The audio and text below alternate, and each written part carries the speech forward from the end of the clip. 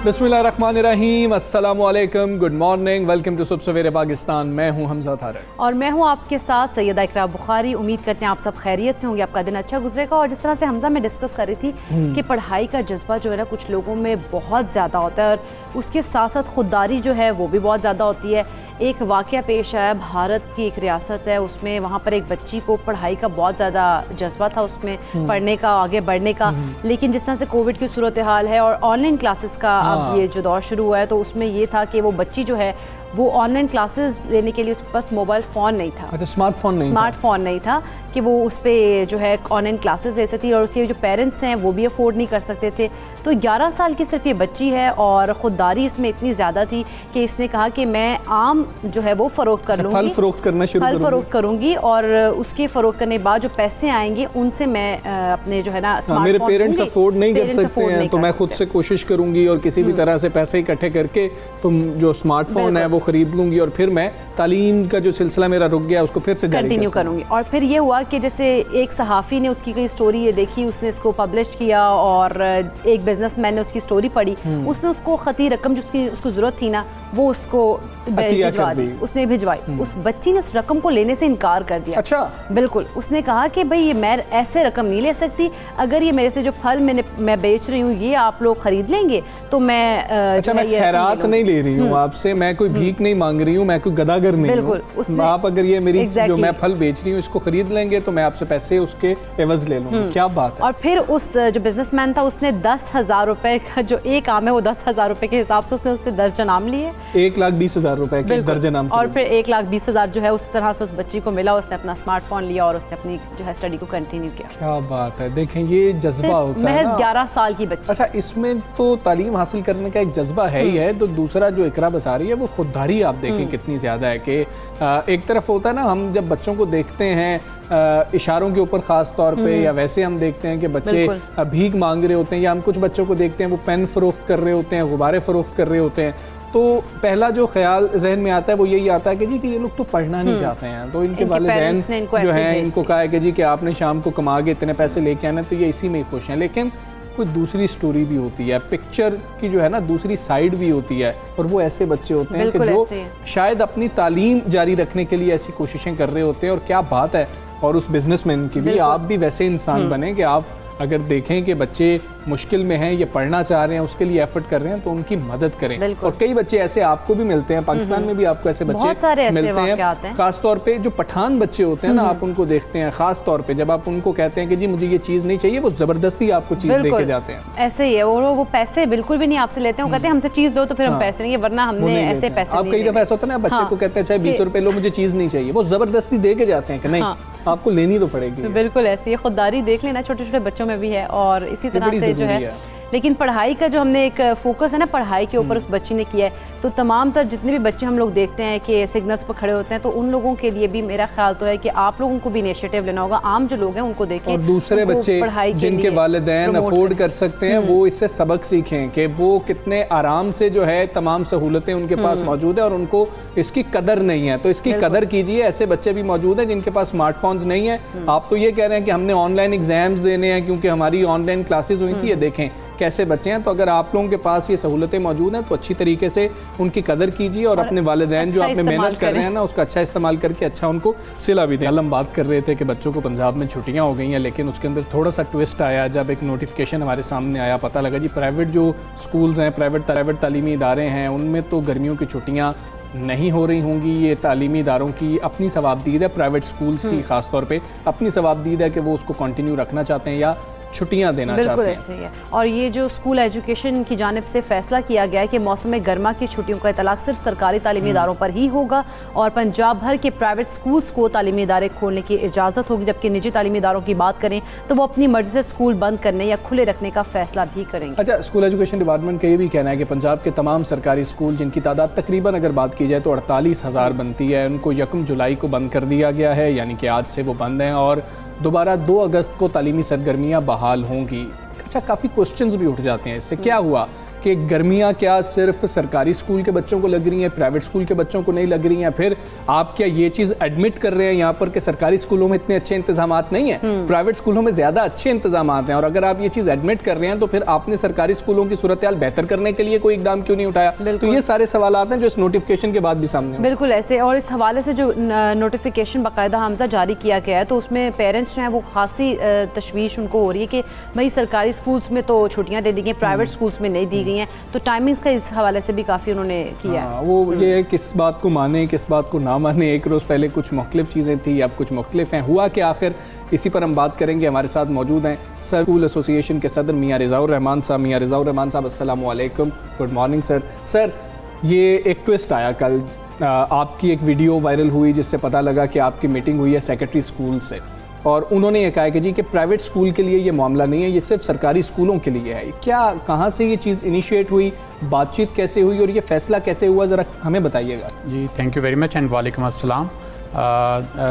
कल higher authorities से मेरी मीटिंग हुई रिगार्डिंग स्कूल्स ही। तो गवर्नमेंट स्कूल्स को जो बंद करने की वजह सर, एक तो उनका सिलेबस मुकम्मल हो गया हुआ है और अब उन्होंने नए सेशंस में जाना है। एक तो ये बहुत बड़ा इंपॉर्टेंट पॉइंट है कि उनका जो कि अपना वो काम मुकम्मल कर चुके थे, उनका सेशन मुकम्मल हो गया हुआ है, उन्होंने आगे प्रमोट करना है अपने बच्चों को, जो कि वो अगस्त में करेंगे, वो पहले ही अनाउंस कर चुके हैं। प्राइवेट स्कूल का सिनेरियो ज़रा डिफरेंट था। प्राइवेट स्कूल्स में इस वक्त एग्जाम्स हो रहे हैं, प्राइवेट स्कूल में इस वक्त बच्चों की रेगुलर स्टडीज़ हो रही हैं, इसीलिए प्राइवेट स्कूल्स के बारे में, सर्विंग स्कूल्स के बारे में हमने कल अथॉरिटीज़ को रिक्वेस्ट की कि बराए करम आप इनको खुला रहने दें ताकि ये लोग अपना काम करते रहें। बच्चों का पहले ही लर्निंग लॉस बहुत ज़्यादा हो चुका है, बच्चे पहले ही बहुत पीछे चले गए हैं। तो अब हमें अगर मौका मिल रहा है तो हम बच्चों को इस टाइम को यूज़ करते हैं और इसका फ़ायदा उठाते हैं। और इस बात को उन्होंने समझा और ये वेरी काइंड। वज़ीर तालीम से बात हुई है सर, हमारी अथॉरिटी से ही बात हुई, पंजाब हुकूमत से भी हुई, वज़ीर तालीम साहब भी, उनका भी बहुत शुक्रिया अदा करते हैं क्योंकि उनके कंसेंट से सारे काम होने, उनकी बहुत मेहरबानी है। उन्होंने सारे मामलात को समझा और उन्होंने बच्चों की फेवर में, वसी तर मफाद में अपने विजन का मुजाहरा करते हुए बच्चों को ये मौका दिया कि वो स्कूल आएँ और आके अपनी तालीम को जारी और सारी रखें। अच्छा, बिल्कुल। मैं पेरेंट्स के बारे में बात करना चाहती कि जो पेरेंट्स हैं, क्योंकि वो खास से उनको तशवीश थी, कुछ स्कूल्स में ऐसे वाक़यात भी होते हैं गर्मी की वजह से बच्चों को बड़े मसाइल पेश आए, बच्चे बेहोश भी हो गए, जैसे गवर्नमेंट स्कूल की बात कर रही हूँ। लेकिन प्राइवेट स्कूल में जिस तरह से पेरेंट्स अपने बच्चों को भेजते, तो वो क्या आपके इस फैसले पर सेटिस्फाई है कि हम अपने भेजेंगे बच्चों को स्कूल्स में? अच्छा, एक कल फैसला जो किया गया ना वज़ीर तालीम की तरफ से, ये बड़ा अच्छा था कि जो अब आप स्कूल खोलना चाहते हैं वो खोल लें, जो नहीं खोलना चाहते वो बंद कर दें। देखें, इसमें एक बात मैं आपको यहाँ बताऊँ, जो बड़े स्कूल हैं ना, एलीट स्कूल हैं, उन्होंने बंद कर दिए हैं। अच्छा, उनके पास तो AC भी मौजूद हैं, उनके पास सारी फैसिलिटीज़ मौजूद हैं, लेकिन उन्होंने बंद कर दिए हैं। बड़ा क्वेश्चन इंपॉर्टेंट है, वो क्यों बंद किए? अच्छा, वो तो एसोसिएशंस ये कह रही थी, मतलब प्राइवेट स्कूल एसोसिएशन मुख्तलिफ हैं, वो तो ये कह रही थी कि जी कि अगर हुकूमत ने बंद कर दिया हम ज़बरदस्ती खोल देंगे, तो अब तो हुकूमत ने इजाज़त दे दी है। नहीं सर, ये चंद छोटी छोटी एसोसिएशन है जो इस तरह की बात करती हैं और हुकूमत की रिट को चैलेंज करने की कोशिश करती हैं। मेरा ख्याल है कि देखें, हुकूमत की रिट को ना आप अखलाकी तौर पे चैलेंज कर सकते हैं और ना शरी तौर पे कर सकते हैं। अल्लाह का हुक्म माने और रियासत की बात की पाबंद हैं हम रियासत की बात को फॉलो करेंगे। तो इसमें जो बड़े स्कूल हैं उन्होंने इसलिए बंद कर दिया कि उन्होंने ये वक्त थोड़ा सा अपना दूसरे मुल्कों में, यूरोप में जाके अपने आप को रिलैक्स करना होता है, वहाँ गुजारना होता है। जहाँ तक बात रह जाती है आम स्कूलों की, तो ये वो स्कूल हैं जहाँ बच्चों को पढ़ाया जाता है। हमजा, अगर आप टोटल रिजल्ट देखें ना, जो ओवरऑल आता है, चाहे वो मैट्रिक का है, चाहे वो FSC का है, तो उसमें प्राइवेट स्कूल्स का यही तबका जो मिडिल क्लास है, सारा रिजल्ट इसी तबके का होता है। और उसकी रीज़न क्या है कि ये लोग कॉन्सेंट्रेशन बहुत ज़्यादा करते हैं पढ़ाई के ऊपर, तो ये उसकी। अच्छा, ठीक है, आपने कहा कि सरकारी स्कूलों ने अपना कोर्स कंप्लीट कर लिया था, आप लोगों ने क्यों नहीं किया? एक्चुअली सरकारी स्कूलों ने अपना सेशन ज़रा लंबा कर लिया था। अच्छा। और प्राइवेट स्कूल ने अपना सेशन मार्च में और फरवरी में शुरू कर चुके थे। अच्छा। वो नया सेशन शुरू कर चुके हैं ऑलरेडी। तो ये एक रीज़न है, ये एक लॉजिकल बात थी कि उन लोगों का सेशन चूँकि गवर्नमेंट ने खुद उसको आगे कर दिया और हमारा सेशन अपने टाइम पे जनवरी में, कुछ स्कूल होते हैं, कुछ फेब में एग्जाम्स ले लेते हैं, कुछ मार्च में ले लेते हैं, तो हमारा सेशन उस वक्त कंप्लीट हो गया था। अच्छा, ये जो गर्मियों के आप लोगों ने ये सेशन स्टार्ट किए, दोबारा से स्कूल्स किए, आप लोगों ने नहीं बंद करे, छुट्टियां नहीं दे रहे हैं, तो टाइमिंग्स आप लोगों ने वही रखी हैं, अपनी अर्ली टाइमिंग्स जो आपने पहले इकरा, डिसाइड जी बिल्कुल इकरा, आपने जैसे पहले भी प्रोग्राम में भी डिसाइड हुआ कि हम टाइम अपना शॉर्ट करेंगे। कल दोबारा हमने एक सर्कुलर जारी किया कि आप कोशिश करें कि 9 बजे तक बच्चों को घरों में भिजवा दें। तो सुबह अगर बच्चे 6:30 भी स्कूल आ जाते हैं, 7 बजे भी आ जाते हैं, बच्चों का बेसिकली टीचर के साथ कुछ वक्त गुजारना ज़रूरी है। 2 घंटे भी वो अगर स्कूल आ जाएं और 4 सब्जेक्ट को भी पढ़ा लिया जाए तो ये एक रीज़नेबल नॉलेज होगा जो ट्रांसफ़र किया जा सकता होगा। और उसको अगर आउटपुट नेक्स्ट डे या 2 दिन के बाद वो हमें दे देते हैं और वो भी उतनी ही रीज़नेबल दे दें तो मेरा ख्याल है वो कॉन्टीन्यूटी का जो तसलसल है वो बरकरार रहेगा और बच्चों की एजुकेशन का रिकवरी होती जाएगी। एक्चुअली ये गुजारिश क्यों की गई वज़ीर तालीम से कि आप स्कूल खुले रहने दें कि बच्चे अब इस वक्त रिकवरी मोड में आ गए हैं। आप तमाम शोबों के ऊपर बहुत कॉन्सेंट्रेट कर रहे हैं और चाह रहे हैं रिकवरी हो जाए, तो एजुकेशन भी वही शोबा है। तो वज़ीर तालीम साहब ने ये बात को समझा और उन्होंने बिल्कुल कहा कि बच्चों को रिकवरी के लिए जो बेस्ट पॉसिबल हो सकेगा मैं करूँगा। ठीक है, और जब आपको ये इख्तियार दे दिया गया प्राइवेट स्कूल्स को कि आपने फैसला करना है कि हमने बच्चों को बुलाना है या बच्चों को छुट्टियां देनी है, इसका मतलब है कि जिम्मेदारी भी प्राइवेट स्कूल्स के ऊपर सारी डाल दी गई है कि अब आपकी जिम्मेदारी है कि जैसे भी हालात होते हैं। तो ऐसी जिम्मेदारी को निभाने के लिए आमतौर पर तो तासुर यही है कि प्राइवेट स्कूल जो होते हैं वो बड़े बेहतर इंतजाम होते हैं, लेकिन सारे प्राइवेट स्कूल्स के इंतजाम एक जैसे नहीं होते हैं। कोई बॉडी होगी जो ये फैसला करेगी कि फलाना स्कूल खुलेगा और फलाना बंद रहेगा? देखिए, ये बड़ा अच्छा क्वेश्चन किया है और बड़ा इंपॉर्टेंट है और ये बिल्कुल हमारी जिम्मेदारी है, हर उस स्कूल ओनर की जिम्मेदारी है जो अपने बच्चों को स्कूल में बुला रहा है। उसकी सेहत का ख्याल रखना, गर्मी से बचाना, उसको हर तरह के अच्छा और इजी एटमॉस्फेयर देना उसकी ज़िम्मेदारी और रिस्पॉन्सिबिलिटीज़ में शामिल होगा। तो तमाम आपके चैनल के तवज्जुह से तमाम स्कूल ओनर्स को भी हम ये गुजारिश करते हैं कि बहुत सेंसिटिव हो जाएं। ये बच्चे हमारे बच्चे हैं, अपने बच्चों की तरह ट्रीट करें इनको। ये इस कौम के बच्चे हैं, इनके बेस्ट सेहत करने के लिए, इनकी हर चीज़ को बेहतरीन करने के लिए हमें अपनी पूरी कोशिशों को बुरेकार लाना होगा। अच्छा, तालीमी साल के हवाले से हम बात करें, आप क्या समझते हैं कि जो तालीम का नुकसान हो रहा था उसका कुछ इजाला हो सकेगा? ये जो वज़ीर तालीम पंजाब की जानिब से फ़ैसला किया गया, पहले तो इन्होंने ही कहा कि जी छुट्टियां हम ज़्यादा देंगे, पंजाब ही ज़्यादा छुट्टियां दे रहा है, बाकी ज़्यादा छुट्टियां नहीं दे रहे थे। सिंध ने तो बिल्कुल ही इनकार कर दिया कि अभी हम ये फ़ैसला नहीं करेंगे। तो ये एक छोटी सी किस्म का यूटर्न नहीं है आप देखते? एक्चुअली देखिए, बाज़ का ना आपके जो दोस्त होते हैं कोई आपको ऐसा मशवरा दे देते हैं जो बाज़ का वो उस हालात के मुताबिक एप्लीकेबल नहीं होता। अच्छा। आपका एडवाइज़र भी कोई आपको ऐसा मशवरा दे सकता है जो बाज़ का थोड़ा सा उस हालात के मुताबिक नहीं है। तो ये ज़रूर हुआ कि उनका मशवरा जिसने भी उनको दिया वो हालात को कंप्लाइंस नहीं करता था। तो दोबारा जब रिक्वेस्ट की गई, बात तो ये है कि जब उनको बताया जाए कि सर ये प्रॉब्लम है और आपके इस फैसले की वजह से ये फ़ायदा हो सकता है और वो इस बात को कंसिडर करें कि बच्चों की खातिर और बच्चों का फ़ायदा होता है तो मैं ये करने के लिए तैयार हूँ। तो ये बड़ी एक बहुत बड़े दिल की बात है और बड़ा अच्छा जेस्चर दिया उन्होंने, बड़ा पॉजिटिव जेस्चर दिया एजुकेशन के लिए। और मैं समझता हूँ कि ये जेस्चर जो है उनका अप्रिशिएट किया जाना चाहिए और हम उनके शुक्रगुजार हैं कि उन्होंने ये डिसीजन लिया। अच्छा, चलें बच्चों के लिए और पेरेंट्स के लिए ज़रा ये बता दें, अब चूँकि आप लोगों का इख्तियार है कि छुट्टियाँ होंगी गर्मियों की या नहीं होंगी, तो कोई बच्चों को 1 हफ़्ता 10 दिन आप लोग को फैसला कर रहे हैं कि चलो फिर भी छुट्टियाँ दे दी जाएँ?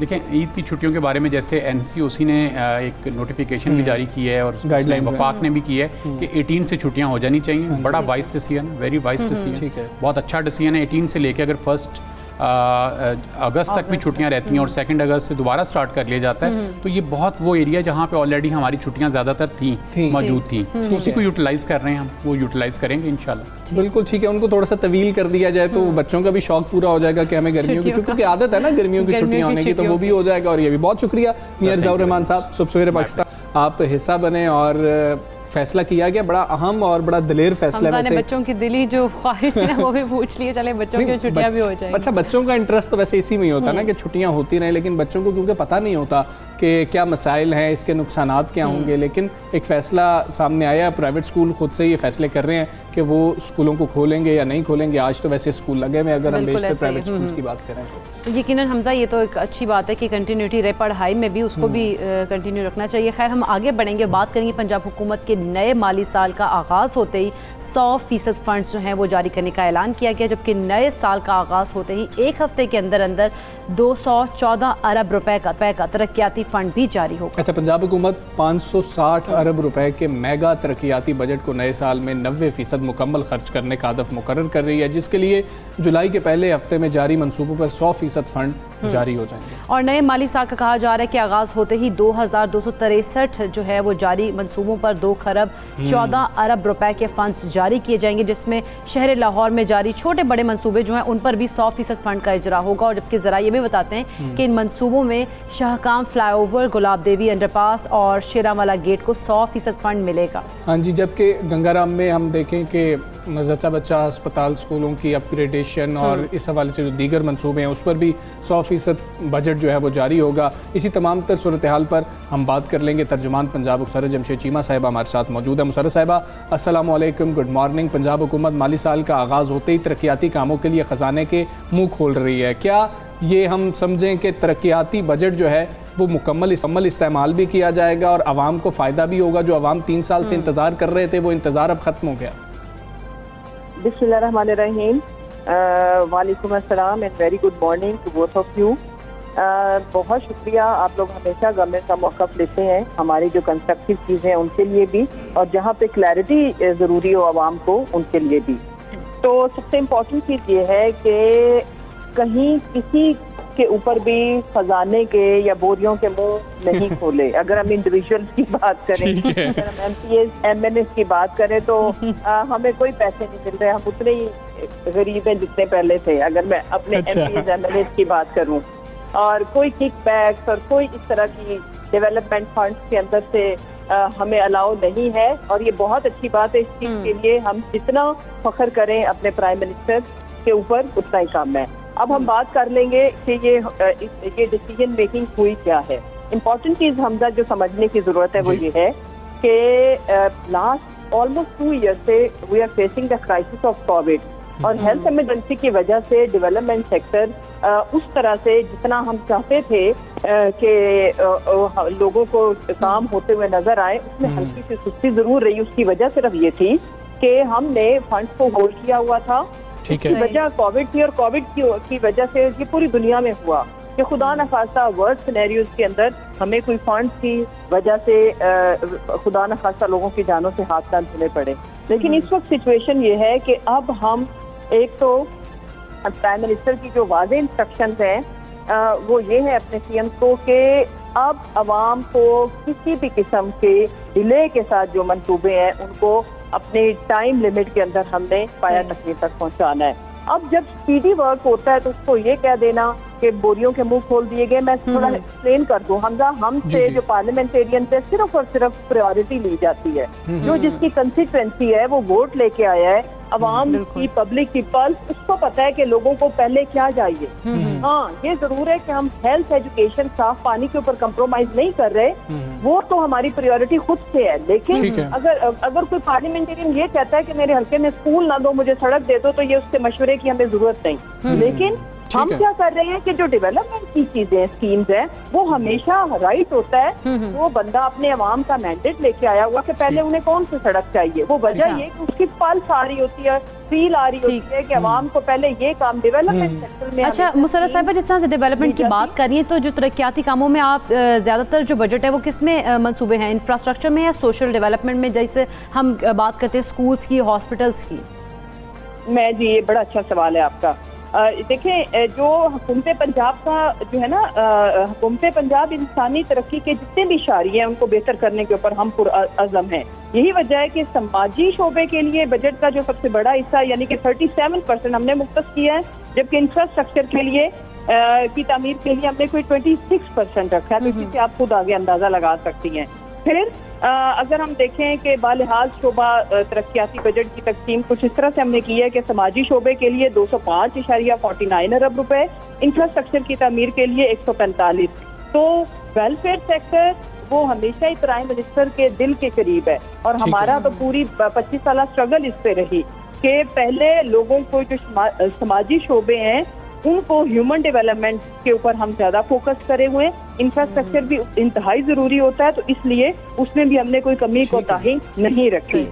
तो अगर हम उसमें अगर आप इसकी डिटेल जानना चाहें तो मैं थोड़ा बहुत एक्सप्लेन कर सकती हूँ कि देखें, जो तालीम है उससे बहुत सारे बच्चे हमारे महरूम थे, तो उनको रास्ता करने के लिए हमने तरजीही बुनियादों पर इंसाफ आफ्टरनून स्कूल का भी आगाज हम करने जा रहे हैं, जिसके लिए तरक्याती बजट में हमने कोई 6.5 अरब रुपए मुख्तस किए हैं। इस प्रोग्राम के जरिए बतौर तदरीसी जुबान उर्दू को भी तदरीस दी जाएगी और पंजाब के मुख्तलिफ अजला बशमूल जनूबी पंजाब 19 यूनिवर्सिटियों का क्या अमल में लाया जा रहा है, जिसके लिए 1.54 अरब रुपए हमने मुख्तस किए हैं।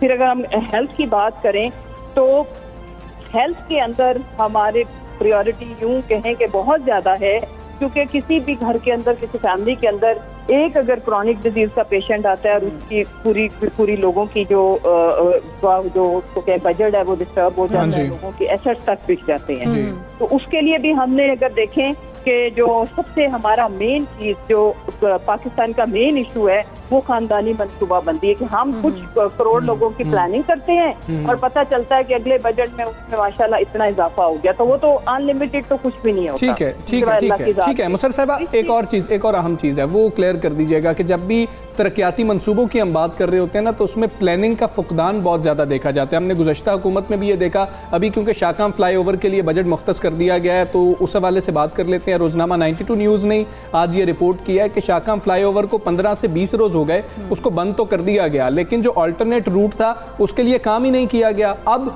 उसका टेंडर 8 जुलाई को खुलेगा, 15 रोज पहले से उसको बंद कर दिया गया, अल्टरनेट रूट पर काम नहीं किया गया, 8 जुलाई को टेंडर खुलेगा, उसको बनने में 20 दिन मजीद लग जाएंगे। तो ये जो फुकदान है इससे कीमत मतलब कि लागत भी बढ़ जाती है और फिर हुकूमत की कारकर्दगी पर सवालात उठते हैं। इसके लिए क्या करेगी गवर्नमेंट? देखिए ये बड़ी इंपॉर्टेंट बात आपने की है। ये अगर हम माजी में कहें तो ये तो इंतहाई फुकदान रहता था कि डिपार्टमेंटल जो कोऑर्डिनेशन थी वो इतनी पुअर थी कि रोड वालों ने जिन्होंने ठेका लिया हुआ था रोड का, उन्होंने सड़क बना दी, 2 दिन बाद वो पाइप वालों ने आके उसको फाड़ दिया। हर वक्त हो रहा होता था और उसके पीछे लोग अनफॉर्चुनेटली ये लोग खुद इन्वॉल्व होते थे बिकॉज ठेके पैसे। और देखे ना कि अगर उनको पता है कि 2 माह बाद रोड में डूब जाना है तो जिसने उनसे पैसे खाए हुए हैं वो कहता था चाहे आप जाके खाली रेत डाल दो, समझ आई? तो ये सारा it was source of corruption. हम लोग इस तरह की आपको पीटीआई की गवर्नमेंट में किसी जगह पे भी ये चीज होती हुई नजर नहीं आएगी। हाँ, ये बात आपका बड़ा अहम इशू है कि कोऑर्डिनेशन इसमें भी हम बहुत इम्प्रूव कर रहे हैं, लेकिन आप याद रखें कि हम अवेलेबल ब्यूरोक्रेसी के साथ काम कर रहे हैं जिनको ये आदतें पड़ी हुई हैं इस तरह की चीजों की, लेकिन हम इसमें एफिशिएंसी की तरफ अब जा रहे हैं।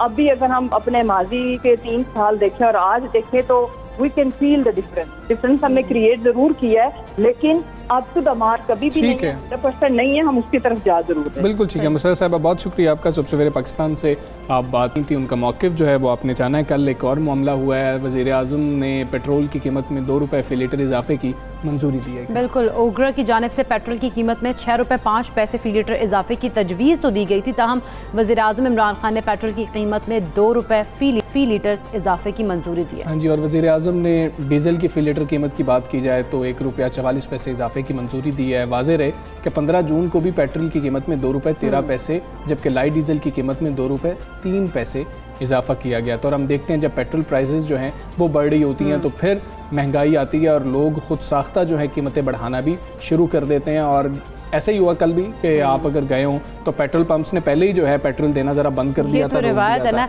जब भी सस्ता होता तो फिर वो शॉर्टेज हो रही थी, जब महंगा होने लगता तो वो पहले बंद करते हैं, बाद में जब उसकी डेट आती तो जी तब वो क्योंकि उनको जो है वो मुनाफा मजीद जो है वो कमा सकें और इस तरह हो। लेकिन अवामी रद्द-ए-अमल क्या है जो कीमतें बढ़ाई गई हैं उस हवाले से वो भी हमने जानने की कोशिश की, आपको वो सुनाते हैं। पेट्रोल की कीमतें बार बार बढ़ाने से यानी कि मईशत मुकम्मल तबाह हो रही है।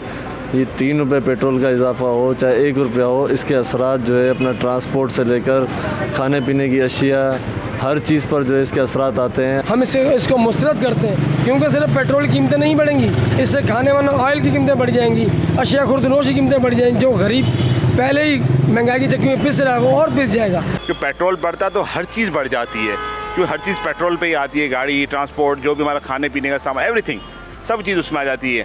अब मकसद है गवर्नमेंट से रिक्वेस्ट है, कोविड किया तो पहले ही मुल्क के हालात आप देख रहे हैं कैसे, और महंगाई बढ़ती जा रही है, मुझे नहीं समझ में आ रहा कि कैसे मुल्क को चलेगा। अब यही हो सकता है कि हमारी गवर्नमेंट हुकूमत को सोचना चाहिए कि थोड़ा ख्याल करें, इतना पैसे ना बढ़ाएं पेट्रोल पे। अब महंगाई इतनी हो चुकी है और पेट्रोल पे भी पैसे बढ़ जाएंगे तो आवाम कहाँ जाएगी। जब पेट्रोल के पैसे बढ़ते तो ट्रांसपोर्ट वाले अपने पैसे बढ़ा देते हैं।